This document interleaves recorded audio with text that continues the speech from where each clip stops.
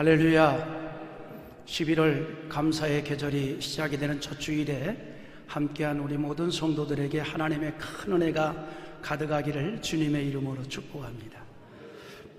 경제 지표와 소비와의 관계성이 있습니다.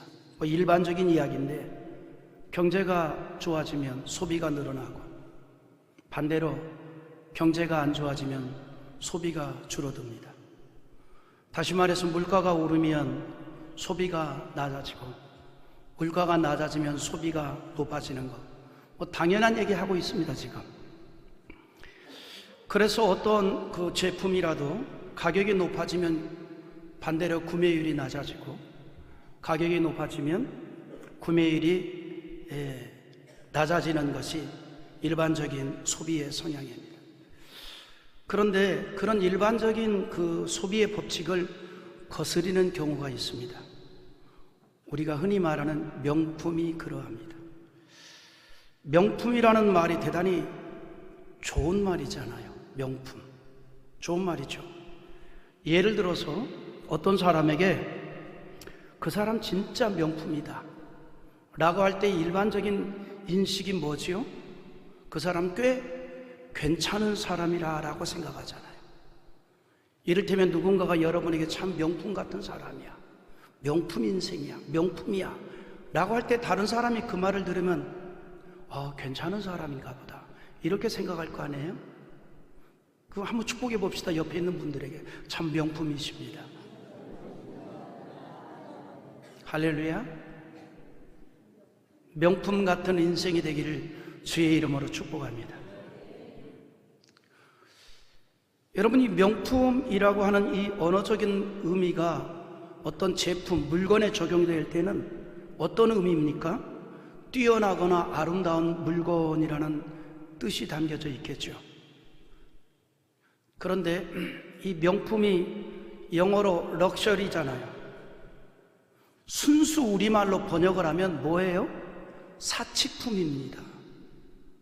럭셔리를, 명품의 영어 발음이 럭셔리인데 이걸 순수 우리말로 번역하면 뭐냐면 사치품이에요. 사치품. 그런데 우리나라에서는 이 사치품이라는 단어가 둔갑을 했어요. 번역을 잘못 시켜놓은 거죠.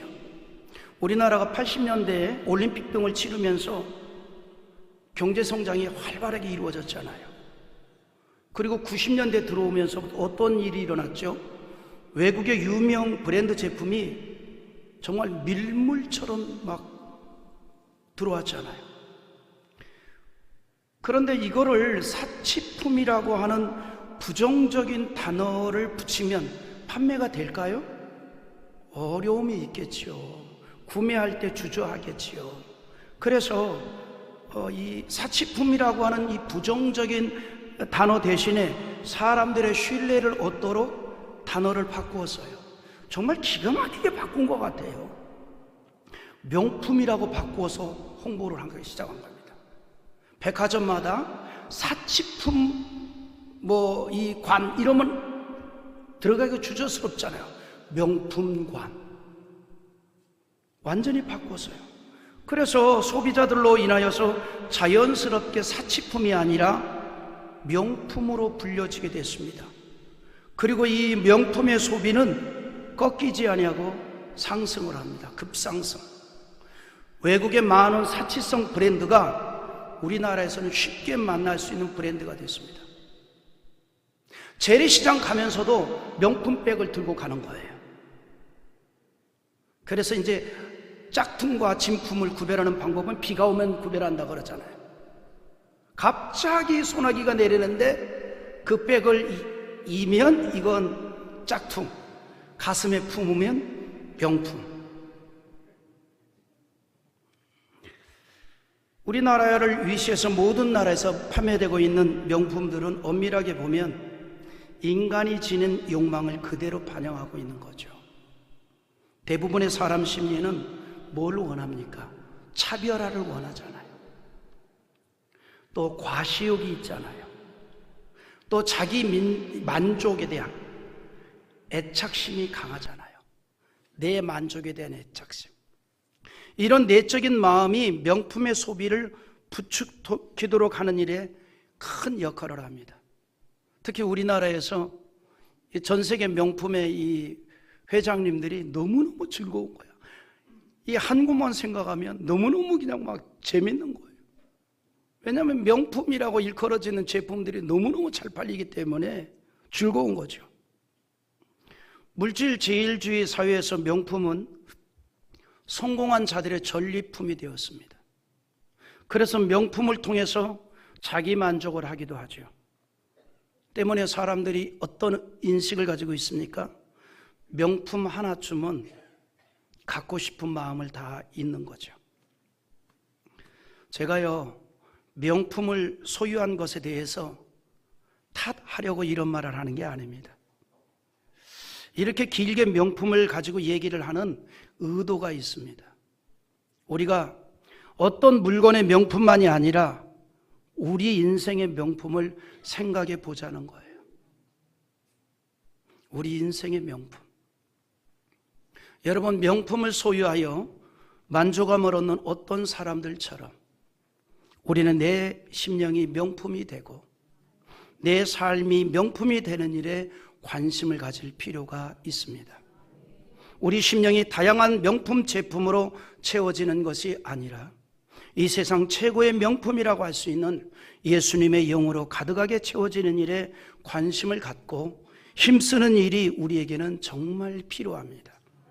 그래서 우리의 인생이, 우리의 삶이 명품이 되게 하자는 거예요.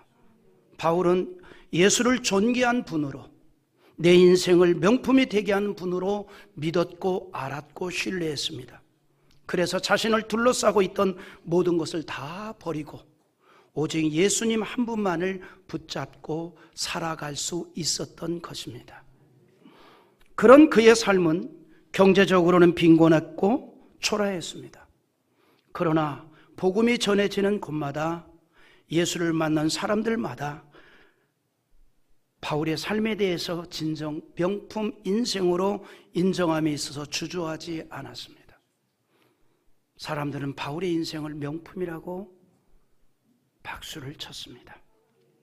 그 사도 바울이 오늘 우리에게 이런 말을 합니다. 세월을 아끼라. 그리고 그 세월을 아껴야 할 이유에 대해서 이렇게 얘기합니다. 때가 악하니라. 때가 악하니라. 오늘 본문 16절에서 말하는 세월을 아끼라는 말의 의미는 단순히 시간에 대한 기중성을 말하는 것이 아닙니다. 여기에는 더 깊은 의미가 있습니다. 이 말씀의 원어적인 뜻은 기회를 포착하라, 기회를 사라, 기회를 헛되이 보내지 말라는 거예요. 다시 말해서 우리에게 주어진 좋은 기회를 놓치지 말라 이 말입니다. 이 말씀의 유래는 상업을 하는 자들에게서 비롯됐습니다. 장사를 하는 사람들은 기회를 잘 사용하는 게 매우 중요하지 않겠습니까? 여러분, 우리가 물건을 팔아도 뒷북을 치면 망하는 거예요. 그것이 소비될 그 타이밍, 그걸 잘 활용을 해야 되지 않습니까? 어떤 물건을 판매하려면 첫째, 시장성을 살펴보고, 둘째, 그 물건이 가장 잘 팔릴 수 있는 적절한 시기를 포착하는 것 중요하잖아요. 기본이잖아요. 이와 마찬가지로 우리 기독교인이 이 세상을 살아가면서 기회를 잘 사야 합니다. 헛되이 보내지 말라 이 말이에요. 지금 내가 갖고 있는 이 시간이 무엇을 위해서 사용되는 것이 가장 가치 있고 유익한 것이 될 것인가에 대해서 우리는 자주 생각하자는 거예요. 자주 생각하자. 여러분, 우리에게 주어진 시간은 어때요? 가만히 있어도 흘러가잖아요.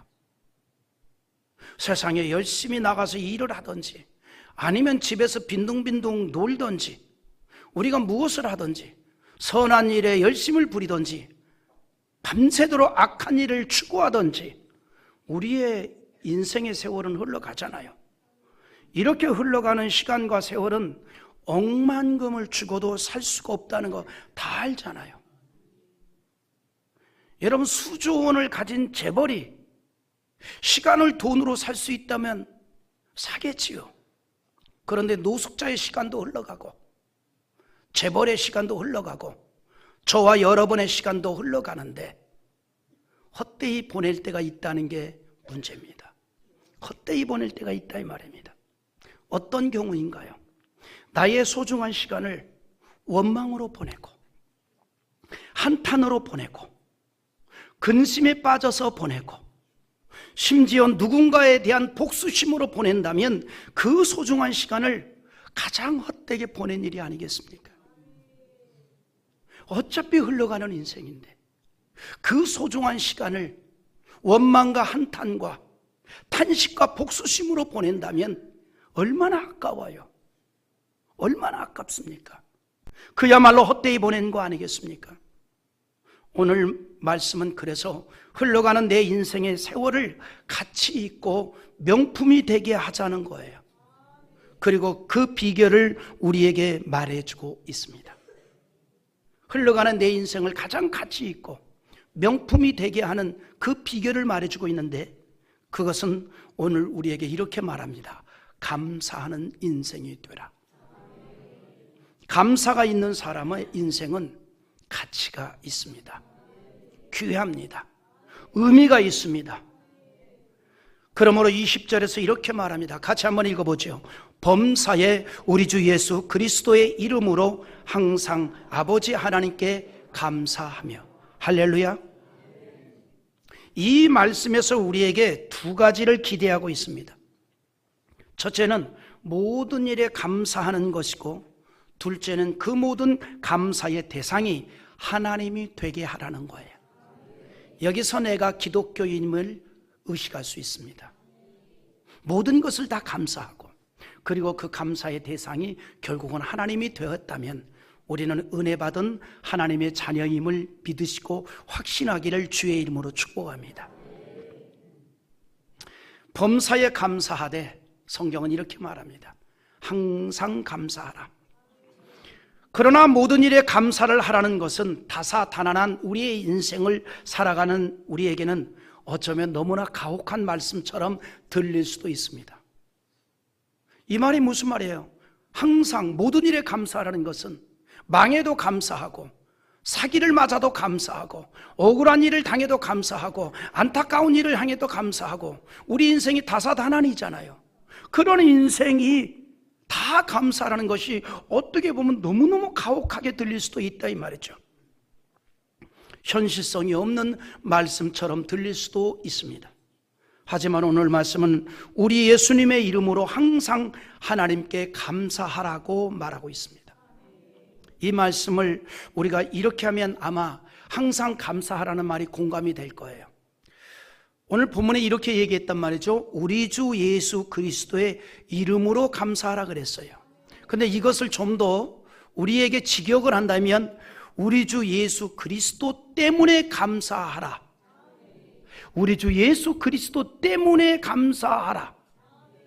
구원받은 은혜의 감격 속에 있는 기독교인이라면 인정이 되고 받아들일 수 있는 말씀인 줄 믿습니다. 20절에서 말하는 예수 그리스도의 이름으로라는 말은 우리를 위해서 대속하신 예수님의 십자가의 죽으심을 의미하고 있는 것입니다.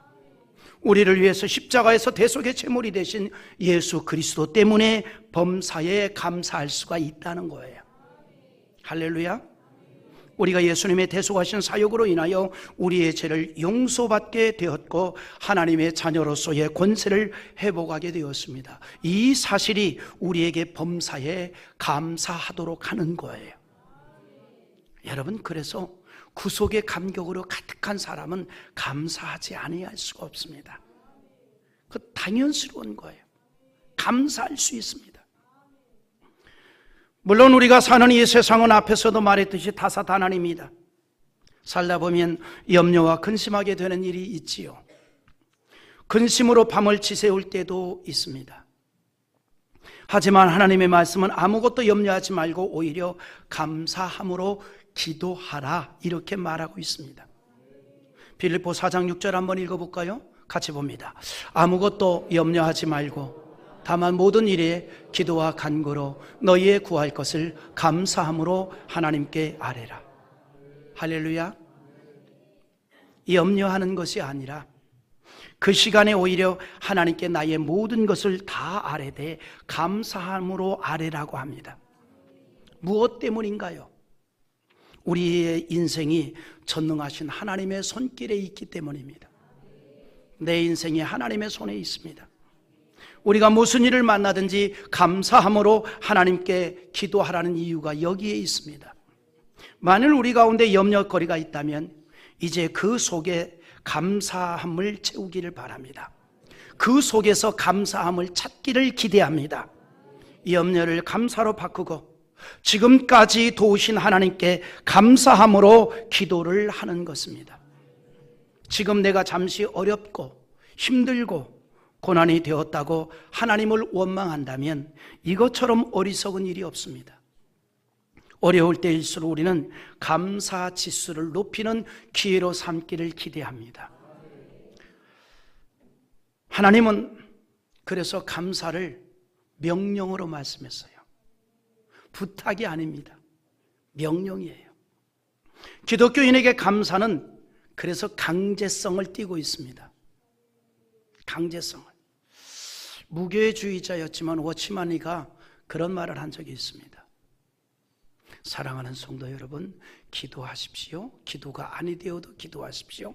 기도가 될 때까지 기도하십시오. 저는 이 말을 조금 변형을 해봤습니다. 사랑하는 성도 여러분, 감사하십시오. 감사가 아니 되어도 감사하십시오. 감사가 될 때까지 감사하십시오. 여러분, 감사는 선택사항이 아닙니다. 하나님의 명령입니다. 그것은 우리가 항상 하나님께 감사할 때 우리의 믿음이 자라고 신앙이 성숙되어지기 때문입니다.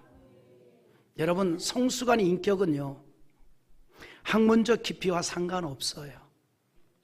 많이 배웠다고 성숙한 인격이 되는 것이 아니지요. 성숙한 인격은 감사하면 이루어집니다. 마찬가지로 성숙한 신앙도 감사하면 이루어집니다. 그래서 하나님의 말씀은 우리가 감사하라고 말하고 있는 것입니다. 뿐만 아니라 감사는 내 인생의 아픔까지도 극복하게 하는 진통제 효과가 있습니다. 우리가 질병이나 또는 그 밖의 상해로 인한 통증과 아픔을 느끼지 못하도록 진통제를 사용하잖아요. 여러분, 극심한 그 질병으로 인해서 곧 이제 세상을 떠날 분들도 진통제를 맞으면 잠시 그걸 잊게 된다고요. 그거 잊어버리잖아요. 사람이나 동물이 신경을 통해서 아픔을 느끼기 때문에 신경의 기능을 마비시켜서 아픈 부위에서 전기적 신호를 차단해 뇌가 아픔을 느끼지 못하도록 하는 게 진통제지요. 여러분, 감사가 그러합니다. 감사가 충만하면 고난을 당해도 그것이 고난으로 느껴지지 않습니다. 감사는요, 우리의 진통제 효과를 나타냅니다. 답답한 일을 당해도 그것이 답답하게 느껴지지 않습니다. 그래서 고난을 당했지만 그 고난 가운데서도 하나님께 영광을 돌리는 신앙이 될 수 있습니다. 그리고 결국은 하나님의 구원의 손길을 경험하게 될 줄 믿습니다. 우리가 고난 가운데 감사를 말한다면 욥을 말하지 않을 수가 없지요. 그는 심하게 말하면 미쳐버릴 것 같은 일을 당했잖아요. 정상적인 사람이라면 그 일을 어떻게 수용하겠습니까? 그 일을 어떻게 받아들이겠습니까? 일시에 10명의 자식을 잃었습니다. 그리고 자기의 그 많은 재산을 빼앗겼습니다. 그런 황망한 일을 당했지만 욥은 오히려 하나님을 찬송하였고 하나님께 영광을 돌렸습니다. 자신이 당한 그 고통스러운 일에 대해서 원망하지 않았습니다. 욥기 1장 22절에서 이 모든 일에 욥이 범죄하지 아니하고 하나님을 향하여 원망하지 아니하니라 라고 하였습니다. 사도 바울도 마찬가지입니다. 그의 일평생 사역은 감사로 이루어진 사역이었습니다. 그러므로 그는 고난을 고난으로 여기지 않았다는 거죠. 고난을 느끼지 않았습니다. 충만한 감사가 고난을 당해도 고난으로 느끼지 않도록 하였습니다. 그래서 평안할 수가 있었다는 사실입니다. 소중한 인생을 가치 있게 여기지 않는 사람을 보면요, 감사가 없어요. 오히려 원망이 가득합니다. 세상에 대해서 한탄으로 가득합니다. 귀한 세월을 헛되게 흘려 보내게 됩니다. 그러나 행복 지수가 높은 사람들의 특징이 있습니다. 감사 지수가 높은 사람, 행복 지수도 높습니다. 감사가 충만한 사람은 마음에 평안이 있고 기쁨이 있고 즐거움이 있습니다. 그렇기 때문에 그런 사람은 마음과 생각이 항상 건강할 수밖에 없고 삶을 가치 있게 보낼 수가 있는 겁니다. 우리의 삶이 그렇게 되기를 주님의 이름으로 축복합니다. 그래서 우리는 감사하는 삶이 되어야 한다는 거죠. 그런데 그것이 쉽지 않다는 게 문제입니다. 누군들 모르겠습니까? 감사가 될 때까지 감사를 해야 되는데 그게 쉽지 않다는 거죠. 그래서 하나님의 도움이 또한 필요합니다. 내가 감사의 영으로 충만한 것도 하나님의 도움이 필요합니다. 하나님의 영으로 충만하면 우리가 감사할 수 있습니다. 성령은 우리가 감사하는 인생이 되게 합니다. 그러므로 18절에서 이렇게 말하죠. 술 취하지 말라. 이는 방탕한 것이니 오직 성령으로 충만함을 입으라 하라고 하였습니다. 성령으로 충만하면 성령의 지배를 받게 되고, 그리고 그 삶이 하나님의 기쁨이 되며 감사를 노래하는 인생이 되어질 수 있습니다. 그렇기 때문에 성령의 충만함을 받으라고 하였고, 그 다음 절에서 성령으로 충만하면 기쁨으로 하나님을 찬양하게 될 것을 말하고 있는 거예요. 그래서 18절에서 성령으로 충만하라라고 말하고 19절에 가서 이렇게 얘기합니다. 같이 읽어봅니다. 시와 찬송과 신령한 노래들로 서로 화답하며 너희의 마음으로 주께 노래하며 찬송하며 할렐루야. 바울이 선교를 하던 시기에 에베소 사람들은 자주 사교적 모임을 가졌어요. 에베소 지방의 특징입니다. 그들은 술에 취해서 무절제한 행동을 하면서 그들이 섬겼던 술의 신을 향하여 노래하면서 타락하고 죄에 빠져서 그것을 기쁨으로 여겼습니다.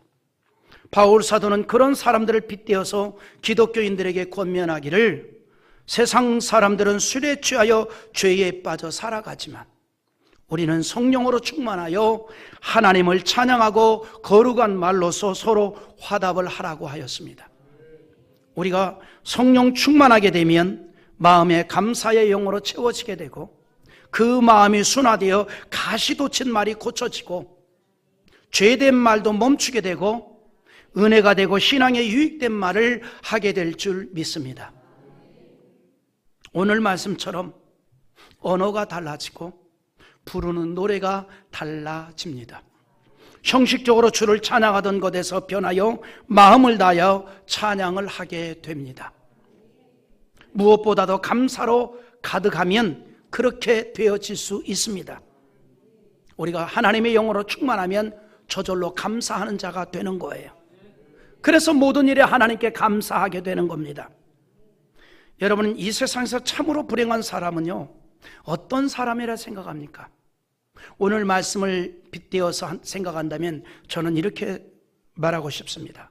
그의 마음이나 생각에 감사가 없는 사람입니다. 그런 사람이 정말 불쌍한 사람 아니겠어요? 감사가 없는 사람은 무엇을 소유하든 어떠한 환경에 있든지 그것이 매우 좋은 형편에 있을지라도 항상 만족감이 없습니다. 불만족에 빠져 살아갑니다. 그런 사람의 인생은 한마디로 말하면 어둠입니다. 불행입니다. 아무리 세상적으로 성공한 사람이라는 소리를 들어도 내적으로 성공했다 말할 수가 없기 때문이죠. 하지만 감사가 있는 사람은 개인도 평안하고 주변 사람에게도 평안의 은혜를 나눌 수가 있는 겁니다. 이런 사람이 진정한 성공의 사람 아니겠어요? 여러분, 아무리 세상적으로 성공했다 할지라도 가슴에 감사가 없으면, 마음에 감사가 없으면 그 마음에도 평안이 없잖아요. 그러면 주변 사람에게도 평안을 주지 못하는 사람들이 얼마든지 있습니다. 그러나 세상적으로 보면 별로 성공한 것 같지 않아도 마음에 감사로 가득하면 자기도 평안이 있고 그의 주변 사람에게도 평안을 줄 수 있으니 그 사람이 성공한 사람 아니겠어요? 할렐루야. 그러나 여러분, 불만족에 빠져 있는 사람은 항상 기쁨이 없어요. 즐거움이 없다 이 말입니다. 그러므로 바울 사도가 데살로니가전서 5장 18절에 뭐라고 얘기합니까? 범사에 감사하라, 이것이 그리스도 예수 안에서 너희를 향하신 하나님의 뜻이라 그랬습니다. 할렐루야. 우리가 성령으로 충만하면 그렇게 된다는 거예요. 그래서 감사로 가득한 심령이 되고 하나님을 경외하고 피차 간에 존중하면서 살아가게 되는 것입니다. 그러므로 21절에 이렇게 얘기합니다. 그리스도를 경외함으로 피차 복종하라. 성령으로 충만하게 되면 비판이나 분열이나 이기심이 없어집니다. 복종하는 자세로 살아가게 된다는 거예요. 서로 존중하면서 살아가게 되는 거예요. 그래서 성도들이 성령으로 충만하면 마음에 감사가 가득하게 되고, 그러니 서로 존중하는 관계가 되는 거예요. 여러분, 그래서 최고의 인격은 감사에서부터 시작입니다.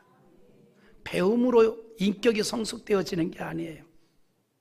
여러분, 그러면 많이 배운 사람은 인격이 고루해야 되잖아요.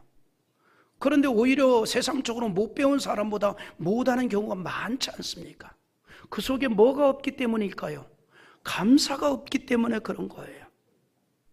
오늘 여러분, 우리가 성령으로 충만하면 마음에 감사가 있게 되고요, 서로 존중하게 되는데, 이런 모습이 바로 은혜 있는 신앙인의 모습인 줄 믿습니다. 감사가 있는 사람은 일을 해도 자원하는 마음으로 하게 됩니다. 하지만 감사가 없는 사람은 억지로 합니다. 그러니 기쁨도 없습니다. 즐거움도 없습니다. 감사가 없는 사람의 일은 고통이에요. 그러나 감사가 있는 사람은 무슨 일을 하든지 즐거움이 되는 거예요. 몸은 힘들어도, 몸은 고돼도 감사가 있는 사람은 하는 일마다 기쁨이 되고 즐거움이 되는 겁니다. 감사가 있는 사람은 무슨 일을 해도 그 속에서 가치를 찾아내기를 원합니다. 의미를 부여합니다. 화려한 언어적 논리는 없을지라도 나름의 철학이 있는 거예요. 자신의 삶을 가치 있게 합니다. 그러나 감사가 없으면 어떤 일을 해도 만족도 없고 보람도 찾을 수가 없습니다. 모든 일을 억지로 하기 때문에 당연히 즐거움이 없는 것입니다. 여러분, 위선이라고 하는 게 다른 게 아니에요. 사람들이 박수를 보내는 어떤 봉사를 하면서도 그 마음에 감사가 없다면 그것이 바로 위선입니다. 그게 위선이에요. 정치인들 가운데 선거철만 되면 이 세상에서 가장 서민적인 사람이 된 것처럼 꼭 재래시장을 찾아다닙니다. 그 왜 정치인들이 선거철만 되면은 그저 재래시장 찾아다니는지 모르겠어요. 그리고 반드시 먹는 게 있어요. 떡볶이, 어묵, 전문용어로 오뎅, 그리고 국물도 두어 모금 마십니다. 그렇게 해서 재래시장을 한 바퀴 돌아요. 그런데 그런 행보를 하면서 그 마음에 나의 지역구 시민들을 만나서 삶을 조금이라도 나누게 되었으니 정말 감사하다라고 하는 진심이 없다면 그의 행동은 위선입니다. 그의 행동은 위선이에요. 아무리 시장통을 돌아다니다가 어려운 자를 붙잡고 눈물을 펑펑 쏟았을지라도 그 마음속에 진심이 아니었다면 그건 위선이라 이 말입니다. 여러분, 사람들이 일을 하면서도 짜증을 내는 것은요, 왜 그럴까요? 왜 그래요? 간단해요. 감사가 없기 때문입니다. 그러니까 짜증이 나잖아요. 주님의 일을 하면서도 기쁨이 없고 즐거움이 없는 것도 마찬가지입니다. 왜 그래요? 감사가 없기 때문입니다. 그래서 천국을 소유한 우리가 하나님을 사랑하고 찬양하며 감사하면서 살아갈 때에 하나님의 은혜에 젖어들 수가 있는 거예요. 그것이 내 삶을 가치 있게 하는 줄 믿습니다. 결실의 계절 11월입니다. 우리는 꽃밭에 꽃씨를 심듯이 예수님을 영접한 우리의 마음에 감사의 씨를 심어봅시다. 우리의 입술이 감사를 말하는 것은 마음에 감사의 씨를 심는 일이 될 것입니다. 마음으로 믿어 의에 이르고 입으로 시인하여 구원에 이른다라고 하였습니다. 우리의 입술에서 감사가 맺어지는 가운데 마음에는 감사의 씨를 뿌려주고 그래서 우리의 삶이 기쁨이 되고 즐거움으로 행복해지는 감사의 계절이 될 수 있기를 주님의 이름으로 축복합니다.